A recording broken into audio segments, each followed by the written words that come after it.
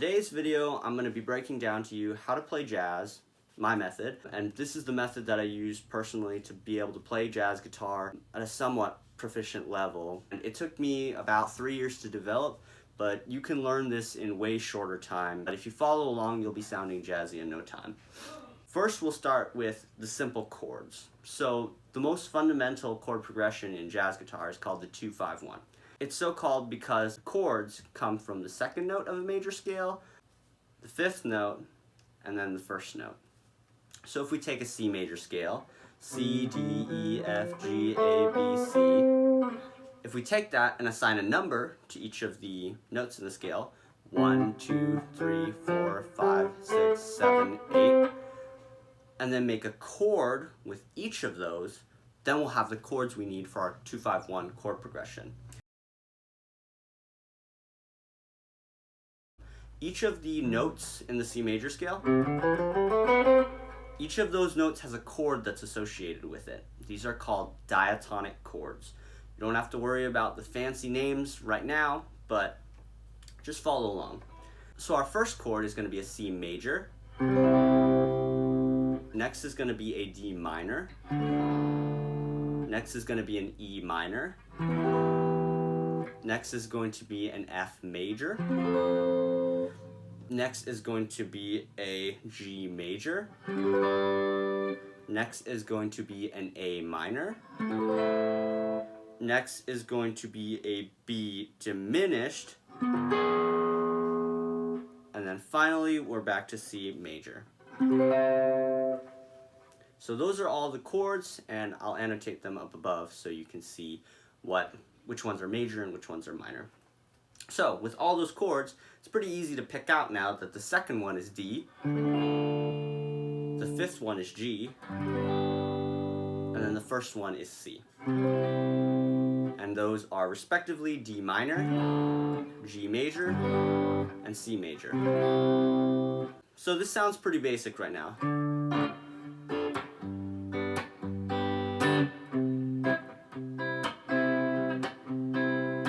What we want to do now is turn all of those into their appropriate seventh chord forms. So this is going to start making it sound a little more jazzy. So we'll take a D minor 7 and then switch that down to a G7 or G dominant 7 and then a C major 7. Once again, that's a D minor 7, a G dominant 7, and a C major 7. So, that's a little better.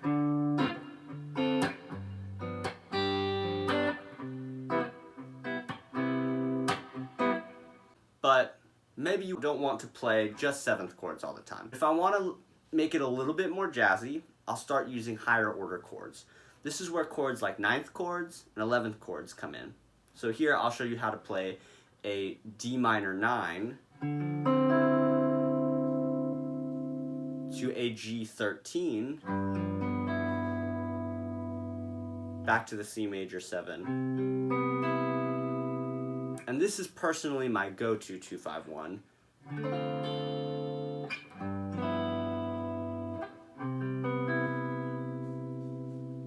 Okay, that's fine and good and all, but it still sounds kind of stationary. How do we really make it come to life? The way we're going to do that is actually by moving things within the chords. For example, this D minor chord, I can play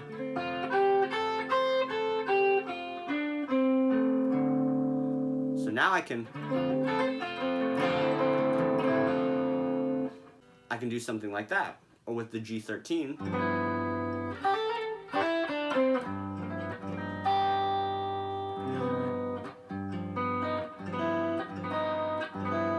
I often like pulling the pinky down here. I don't know what this chord is, but it sounds cool to me.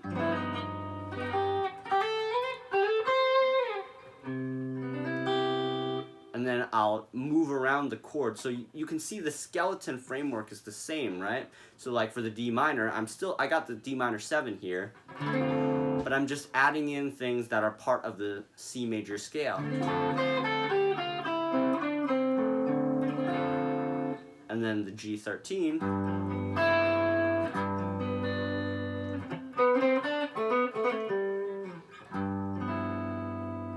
So as you can see, you can build off the basic skeleton and get something that sounds a lot more jazzy.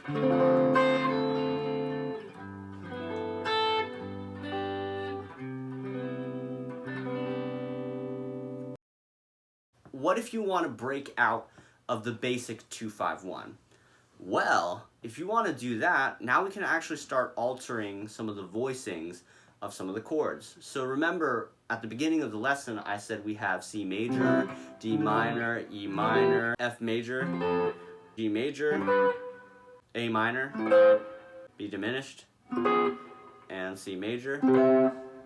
Well, you don't have to actually follow that exactly. For example, here are two really common variations for chords that aren't diatonic, meaning they're not in the scale, the normal scale. So we know that the fourth degree of a scale, which in this case is F, is normally a major. But there's something called a minor 4, and that is a great chord for making emotional sounding chord progressions. For example, we can go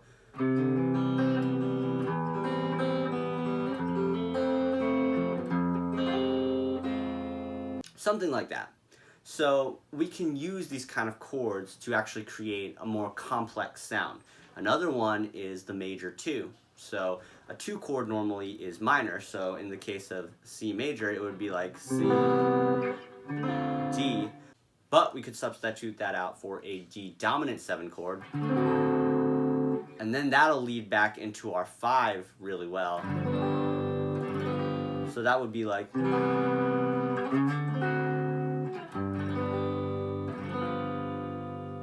so we could do things like that. These little alterations will help you sound a little more jazzy and a little bit more complex, a little bit at a time. You want to pick them up though, and that leads into my next point, which is ear training. You cannot get good at jazz if you don't listen to a lot of jazz music. So I'm not saying you have to go out and listen to Charlie Parker or Wes Montgomery. They're really great and you probably should listen to them, but I'm just saying you need to listen for when you hear those jazzy cadences. If you hear them, pick them out and see if you can replicate them on your guitar. See if you can play chords that make it sound similar. So in this way, you're going to be able to figure out exactly where you want to go, and you'll be able to go much farther than just 2-5-1s. Here's an example. If I want to play something in C major, I might start on C major and then see where we go from there.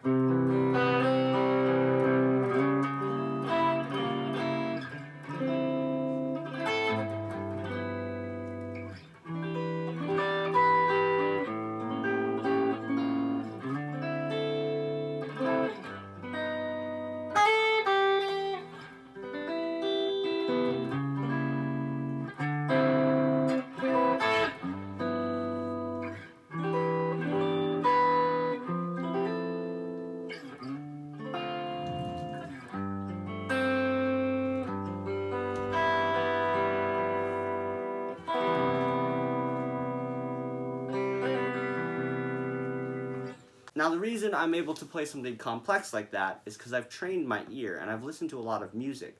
And whenever I hear something cool in a song, I try to recreate it. So I would suggest you do the same thing. You're not going to be able to play exactly like me when you're first starting out, but as you learn, as you progress, listen with your ear carefully, you're going to be able to copy more stuff from music and work it into your own music and your own composition. If you'd like a longer video where I break down some of these concepts in more detail, please let me know. But until next time, see ya.